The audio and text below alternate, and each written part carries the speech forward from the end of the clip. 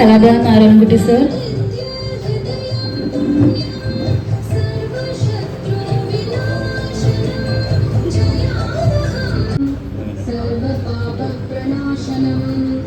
ചിന്താശോകപ്രശമനം ആയുർവർദ്ധനമുത്തമം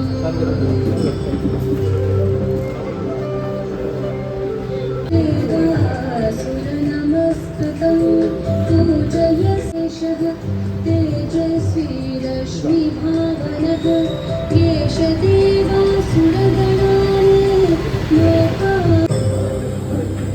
ആദിത്യഃ സവിതാ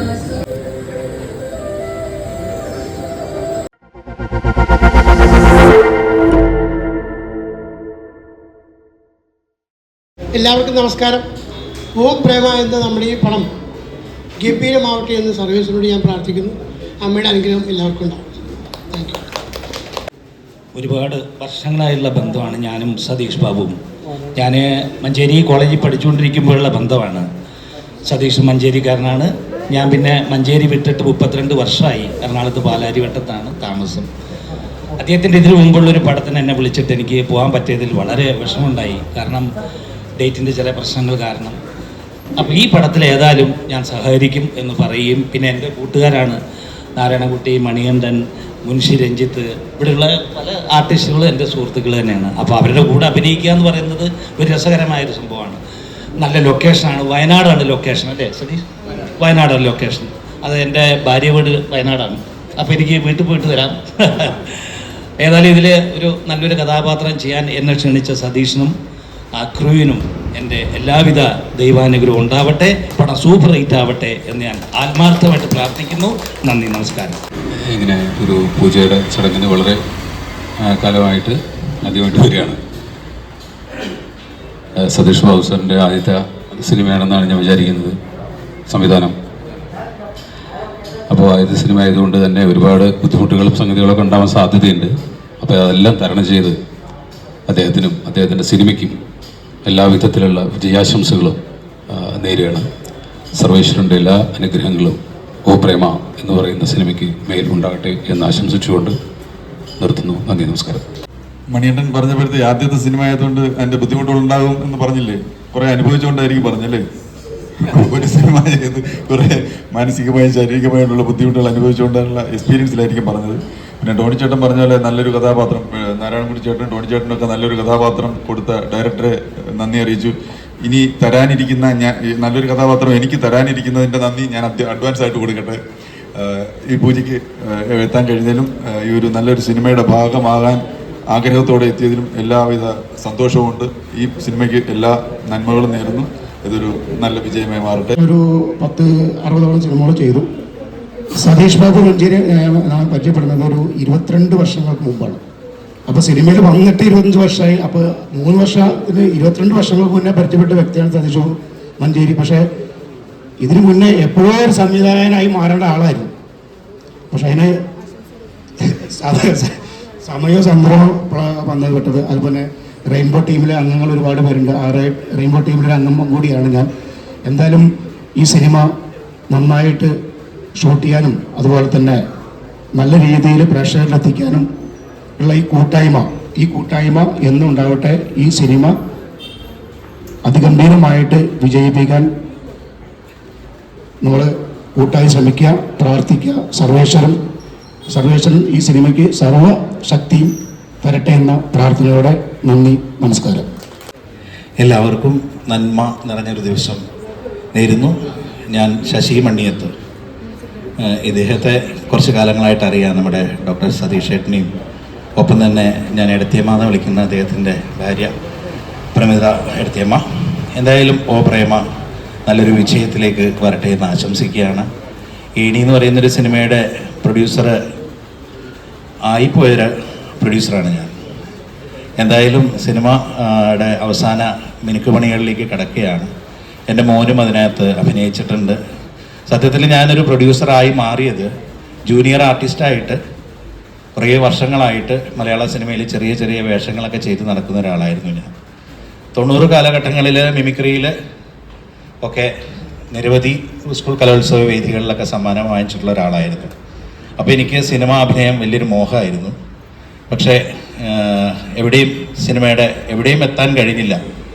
നിങ്ങളിൽ പലരെ പോലെയും ജൂനിയർ ആർട്ടിസ്റ്റൊക്കെ ആയിട്ട് മാറി ഒരു ഭാഗത്ത് ഇങ്ങനെ ഒതുങ്ങി നിൽക്കുന്നതിൻ്റെ ഇടയ്ക്കാണ് മോനിങ്ങനെ വളർന്നു വലുതായി.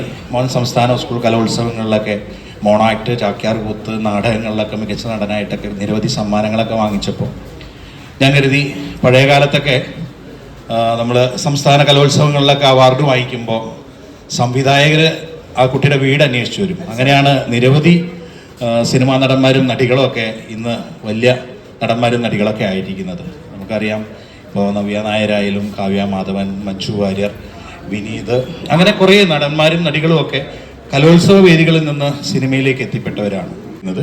അപ്പം നമ്മളെപ്പോലെയുള്ള സാധാരണക്കാർക്കൊക്കെ സിനിമയിൽ എത്തിപ്പെടാൻ ഇതുപോലെയുള്ള നല്ല മനുഷ്യർ മുൻകൈ എടുത്ത് വരുമ്പോൾ കഴിവുള്ളവർക്കൊക്കെ നിരവധി അവസരങ്ങൾ കിട്ടും. അങ്ങനെ ഒരു അവസരം കിട്ടിയിട്ടാണ് എൻ്റെ മോനും ഈ ഏണി എന്ന് പറയുന്ന സിനിമയിലെ 5 നായകന്മാരിൽ ഒരു നായകനായത്. പിന്നെ നമ്മുടെ സതീഷ് മഞ്ചേരിയുടെ മകൻ പ്രഷീബുണ്ട്, കുറച്ച് പേര് അതിനകത്തുണ്ട്. എന്തായാലും ഏണിയും വിജയിപ്പിക്കണം. ഞങ്ങളെല്ലാവരും കൂടെ ഒത്തുചേർന്നാണ് ഏണിയും മുന്നോട്ട് കൊണ്ടുപോകുന്നത്. അതേപോലെ തന്നെ ഓ പ്രേമ വൻ വിജയത്തിലെത്താൻ വേണ്ടി ജഗദീഷിനോട് പ്രാർത്ഥിക്കുകയാണ്. ഏവർക്കും നന്ദി, നമസ്കാരം. സ്റ്റുഡിയോയിനടുത്ത് നമ്മൾ കൊട്ടാരക്കര എന്നാണ് ഈ പാട്ടുകളൊക്കെ ചെയ്തത്.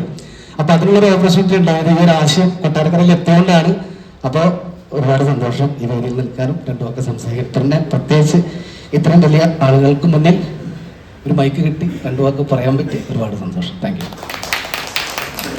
മനഃപൂർവ്വം വൈകിയതല്ല, റെയിൽവേ ഗേറ്റ് വൈകിപ്പിച്ചതാണ്. ഒരു 20-22 മിനിറ്റോളം ഞാനും അസനാർക്കും കൂടിയിട്ട് വരുമ്പോൾ ഗേറ്റ് പെട്ടു. എന്തായാലും ഈ ചടങ്ങിൽ പങ്കെടുക്കാൻ പറ്റി, കഴിയണതിന് മുമ്പ് എത്താൻ പറ്റിയത് നമ്മുടെ അനുഗ്രഹം. Thank you. സതീഷ് 2011 മുതൽ സതീഷിനെ ഞാനറിയാം. നോട്ടി പ്രൊഫസർ, എൻ്റെ നോട്ടി പ്രൊഫസർ എന്ന സിനിമ ഉണ്ടാവാൻ ഒരു കാരണക്കാരൻ സതീഷ് ബാബുവാണ്. അതിന് ഈ അവസരത്തിൽ ഞാൻ സതീഷിനോട് നന്ദി പറയുന്നു. അന്ന് പറഞ്ഞിട്ടുണ്ട്, എന്നാലിപ്പോൾ ഒന്നുകൂടി പറയുന്നു. പക്ഷേ സതീഷിന് ആ സിനിമയിൽ പൂർണ്ണമായും നമ്മുടെ കൂടെ നിൽക്കാൻ പറ്റിയില്ല. ചില താരങ്ങളുടെ പ്രശ്നങ്ങൾ കാരണം സതീഷിന് അതിൽ കണ്ടിന്യൂ ചെയ്യാൻ പറ്റിയില്ല. പക്ഷേ അതിന് പകരം എനിക്ക് എൻ്റെ ക്ലാ കിളി നസറെ തിരിഞ്ഞു നോക്കി എന്ന സിനിമയിൽ സതീഷ് ബാബുവിനെ പ്രൊഡക്ഷൻ ഡിസൈനറായിട്ട് കൊണ്ടുവരാനും സതീഷ് ബാബുവിൻ്റെ മകനെ നല്ലൊരു കഥാപാത്രം പ്രഷീബിന് കൊടുക്കാനും പറ്റി. അതിന് ഞാൻ കൃതാർത്ഥനാണ്. എന്തായാലും ഈ ഓ പ്രേമ എന്ന സിനിമ വൻ വിജയമായി തീരട്ടെ. എല്ലാവർക്കും എല്ലാ അനുഗ്രഹങ്ങളും ഉണ്ടാവട്ടെ. പ്രത്യേകിച്ച് ആദ്യമായ സംവിധാന കുപ്പായം അണിയുന്ന സതീഷ് ബാബുവിന് ഒരുപാട് സ്ട്രെയിൻ ചെയ്യേണ്ടി വരും. കാരണം നമ്മളൊക്കെ അനുഭവിച്ചാണ് അല്ല വേണ്ട. എന്തായാലും എല്ലാ ഭാവങ്ങളും നേരുന്നു. എല്ലാവർക്കും, ഈ പ്രൊഡക്ഷൻ കമ്പനിക്കും, എല്ലാവർക്കും, പ്രഷീബിനും സംഘ ക്യാരക്ടർ പ്രഷീബാണ് തോന്നുന്നു അല്ലേ? Okay, very good. എന്തായാലും എല്ലാ ആശംസകളും എല്ലാവർക്കും. Thank you. എല്ലാവർക്കും നമസ്കാരം. ഇന്ന് എനിക്ക് 2 കാര്യത്തിലാണ് സന്തോഷമുള്ളത്. ഒന്ന്, ആദ്യമായിട്ടാണ് ഇങ്ങനത്തെ ഒരു സദസ്സിൽ എൻ്റെ പേര് പ്രഷീബ് കറക്റ്റായിട്ട് പറയുന്നത്. സാധാരണ രീതിയിൽ പ്രബീഷ്, പ്രക്ഷോഭ് ആ രീതിയിലാണ് പറയുക. ഇന്ന് കറക്റ്റായി പറഞ്ഞു. രണ്ടാമത്തെ കാര്യം, first of all I am looking for this opportunity. കാരണം എന്താ വെച്ചാൽ എൻ്റെ അച്ഛൻ്റെ ആദ്യത്തെ സിനിമയിൽ ഞാൻ നായകനായി വരികയാണ്. വളരെ സന്തോഷം. അത് പറഞ്ഞറിയിക്കാൻ വയ്യ.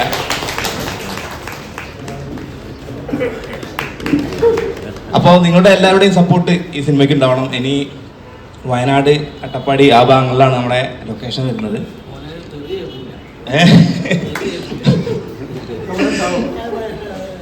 പിന്നെ നാരായണകുട്ടി സാറെ മകനായിട്ടാണ് ഞാൻ ഈ സിനിമയിൽ അഭിനയിക്കുന്നത്. രാമു എന്ന പേരാണ് എൻ്റെ കഥാപാത്രത്തിൻ്റേത്.